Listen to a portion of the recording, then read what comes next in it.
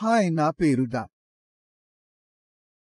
నమస్కార్ నా పేరు డాక్టర్ ప్యూరధవన్ మరియు ఈ వీడియోలో మనము జొన్న, సజ్జ, జోవర్, రాగి అని తెలుసుకోవడానికి మిల్లెట్స్ గురించి మాట్లాడబోతున్నాము. కిడ్నీ రోగుల కోసం అనేక వీడియోలు యూట్యూబ్లో చూడగలరు. వాటి ప్రయోజనాలను వివరిస్తున్నాయి. కాబట్టి దాని ప్రయోజనాలు మరియు ప్రతికూలతలు ఏమిటి అని మేము ఈ వీడియోలో వివరంగా చర్చించబోతున్నాము. కాబట్టి మిల్లెట్స్ వంటి 2 రకాలు ఉన్నాయి. అవి దొడ్డవున్ కాదు, అవి చాలా ఫైబర్ కలిగి ఉన్నాయి మరియు తక్కువ కార్బోహైడ్రేట్లను కలిగి ఉన్నాయి. And it helps in weight loss when consumed daily. ఇది బరువు పెరగనివ్వదు. Minerals and fibre are easily absorbed by the body which provides good energy to the body. గోధుమలు, బియ్యం, మొక్కజొన్న వంటి ఇతర తృణధాన్యాలు శరీరంలో ఎక్కువ కార్బోహైడ్రేట్లను కలిగి ఉంటాయి. ఫైబర్ తక్కువగా ఉంటుంది. ఖనిజాలు రెండింటిలో దాదాపు సమానంగా ఉంటాయి. కాబట్టి దానిలో పెద్దగా తేడా ఉండదు. ఈ వీడియోలో మిల్లెట్స్ తినాలా లేదా అనే విషయం పలికేందుకు అది కలిగే లాభాలు మరియు పరిలక్షణాలు ఏమిటి అనే విషయం చర్చించబడుతుంది.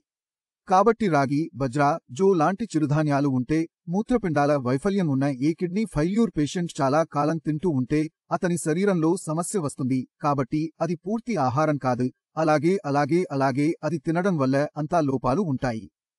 If someone has a vitamin deficiency and only eats bajra without anything else, then the deficiency in bajra will also be present in their body and cause problems for the patient.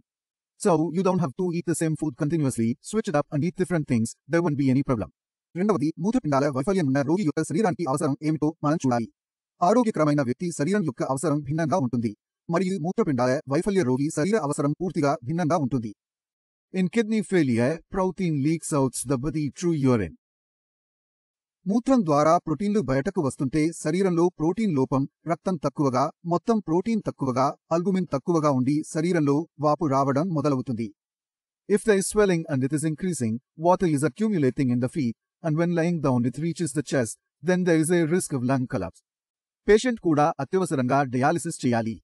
కాబట్టి మీరు శరీరంలో protein ఉంచాలి, మీరు శరీరానికి శక్తిని ఇవ్వాలి. కాబట్టి మనం ఏమి చేయాలి ఇప్పుడు తెలుసుకుందాం. గోధుమలు, అన్నం, చిరుధాన్యాలు, రాగులు ఇలా ఏ ఆహారమైనా మనం తిననవసరం లేదు. నిరంతరం తినాల్సిన అవసరం లేదు. దాన్ని మార్చడం ద్వారా తింటే మీ శరీరంలో ప్రతిదీ జరుగుతూనే ఉంటుంది. శరీరం సక్రమంగా పనిచేస్తుంది. And remember, you don't have to lose weight in your body. If your body starts losing weight, then your problems will start increasing there and our lifespan will decrease. ఇప్పుడు మీరు లైఫ్ లైన్ అంటే ఏమిటి అని ఆలోచిస్తారు. మూత్రపిండాలు చెడిపోవడం ప్రారంభించినప్పుడు మరియు ఇది స్వీయ ప్రదర్శీల రోగము అని ప్రతిపాదించబడుతుంది. మీ మూత్రపిండాలు నిరాశకంగా పూర్తిగా నష్టపోకపోతే మీ సమస్యలు అధికంగా పెరగవుతాయి. Now, the key is to control it as much as possible. Whether it increases on it, try to keep it to a minimum. This will help maintain the kidney function, which is crucial because kidney damage is a progressive disorder. If your body becomes weak, the problem is that the dialysis treatment stops because if the body is very weak, then survival after dialysis is not possible for a long time.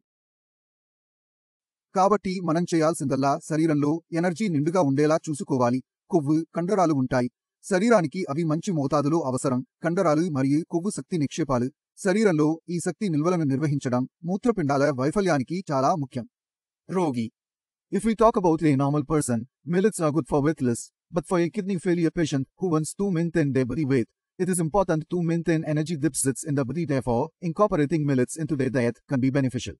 Due to this, it is not advisable for a kidney failure patient to have a continuous millet diet. It is better to have a variety of grains in the diet such as wheat, rice, and millet khichdi or java porridge, but not continuously and in rotation.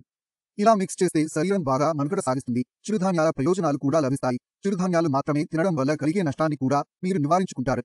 మీ బరువును నిరంతరం పర్యవేక్షించండి. శరీరంలో వాపుడు ఉండకూడదు మరియు మీ శరీర బరువు ఉంటే అప్పుడు మీ శరీరం బతికే అవకాశాలు చాలా పెరుగుతాయి. ఇప్పుడు మీరు ఈ వీడియో నుండి చిరుధాన్యాల యొక్క ప్రయోజనాలు మరియు నష్టాలను అర్థం చేసుకున్నారని నేను ఆశిస్తున్నాను.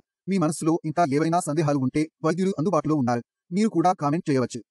కామెంట్ సెక్షన్లో మరియు ఈ విషయంపై వీడియో తయారు చేస్తే కెటామైన్ మరియు యూరియాను తగ్గించడానికి మేము ఏమి చేయాలి అని మీరు అడగవచ్చు.